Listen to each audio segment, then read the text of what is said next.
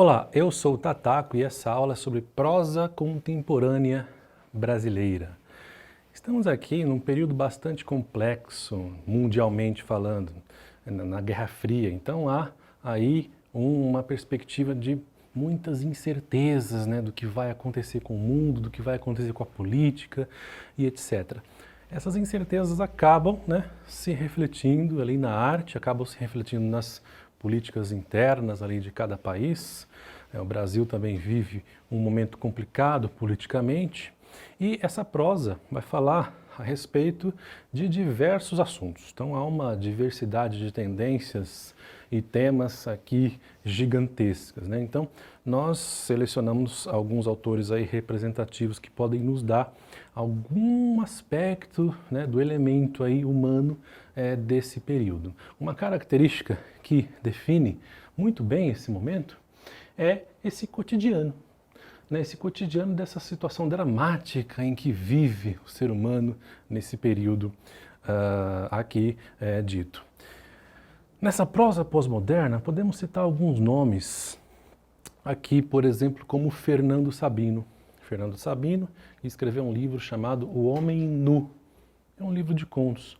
Um livro de contos muito curtos, que mostram ali, né, a realidade urbana, né, ao passo que desnuda, né, literalmente, essa humanidade que vive ali sob a cidade, né? O livro inicia com um conto que dá nome ao livro, chamado O Homem Nu. Um indivíduo, ele se levanta de manhã, né, vai pegar o pão que o padeiro deixou do lado de fora, mas ele está sem roupa. Quando ele abre a porta, né, dá uma olhada para ver se não tem ninguém na rua, pega o pão, só que a porta se fecha atrás dele, né, ele não consegue abrir, né. Chama pela mulher, mas nada acontece. Então, é um ser humano completamente sem roupa, né, num ambiente ali repleto de dogmas, né, repleto de censura, e a cada momento que ele tenta evitar que alguém o veja, né, a situação vai se complicando cada vez mais. O conto é bastante engraçado, né, por conta disso, mas faz referência aí justamente a essa questão do corpo, né, mas não só essa questão do corpo, essa questão da alma, né, da alma desnuda, do quanto há tabus em relação ao que somos por fora, né, e também ao que somos por dentro.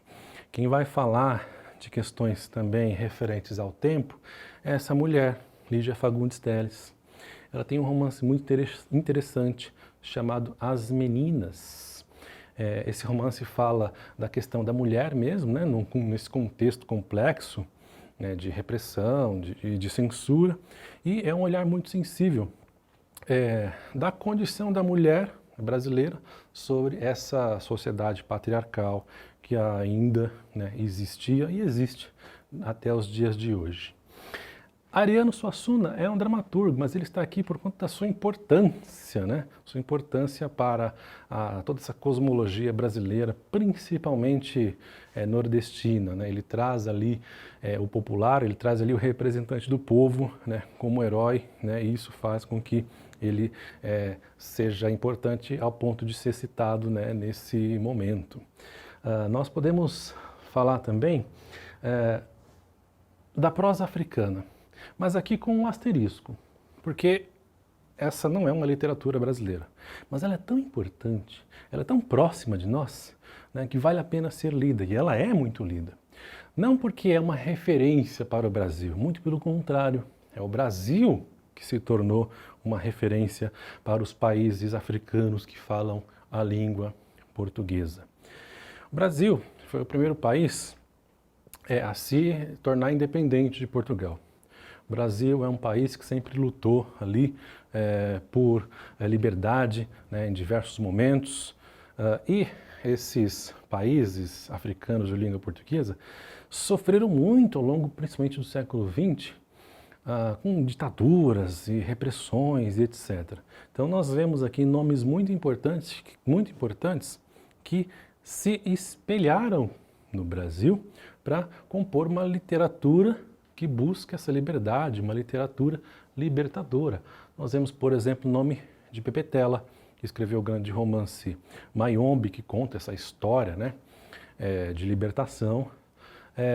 Outro nome importante é o Mia Couto, que escreveu aí Terra Sonâmbula, que vai também nessa mesma perspectiva. Uma literatura também de igual importância, né, que grita por liberdade, que grita por direitos, né, ali a partir da década de 60, 70, né, e se estendendo até os dias de hoje, é a prosa periférica. Então aqui há 3 artistas que organizamos cronologicamente para que a gente possa perceber como é que isso funciona. As periferias, né, das grandes cidades são os lugares aí em que os pobres, né, são praticamente forçados a ir morar e há pouca estrutura, pouco poder do Estado presente, quando há para reprimir com violência e etc. Então, nós vemos aqui um importante nome de Carolina Maria de Jesus, que escreveu um livro sensacional, escreveu um livro que é sucesso no mundo todo, não pela sua condição estética, muito pelo contrário.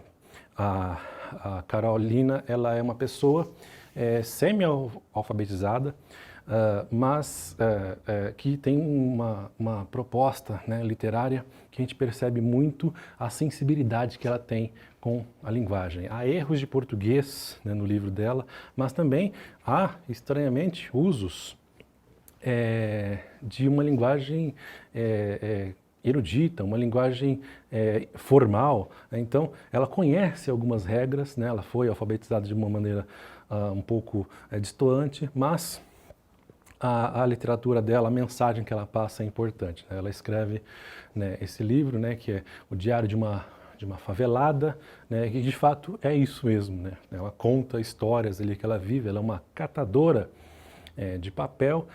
E cada página que você lê, né, nesse livro é uma porrada que você toma, né, porque ela faz ali referências, ela usa metáforas, né, como qualquer artista usaria. Então, se percebe nesse livro, nessa obra, que arte não é uma coisa bem que você ensina, você pode até aprender as estruturas, né, as escolas, mas, né, a sensibilidade você realmente tem que ter, porque ela descreve, por exemplo, a fome.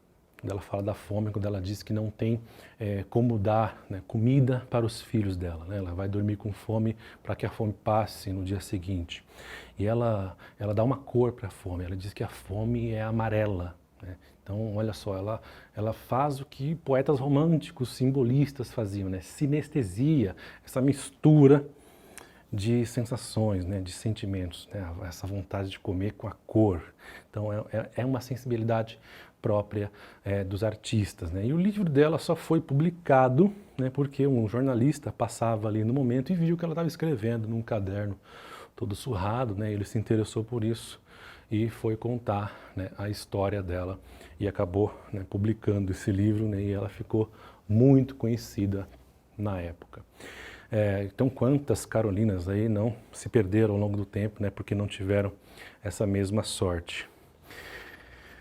Nome importantíssimo, Conceição Evaristo, né, que escreveu um livro chamado Ponciá Vicêncio, né, que é o nome de uma garota que vive num quilombo.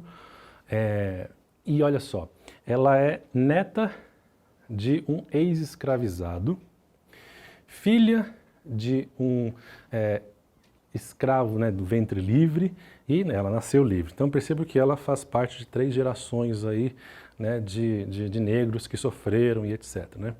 Ela fica se perguntando do porquê desse nome dela, né? Vicêncio, né? Ponciá Vicêncio.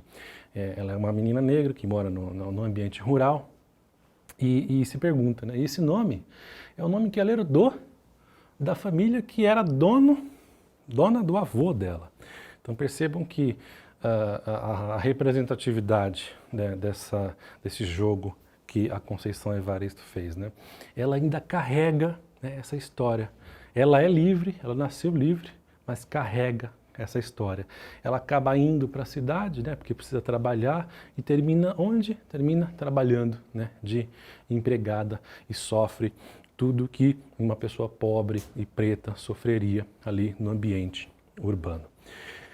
Personagem importante também da literatura periférica é Ferrez, que escreveu um livro chamado Capão, Pecado, que é famoso até hoje e evidenciou aí a condição, né, desses bairros periféricos mais distantes.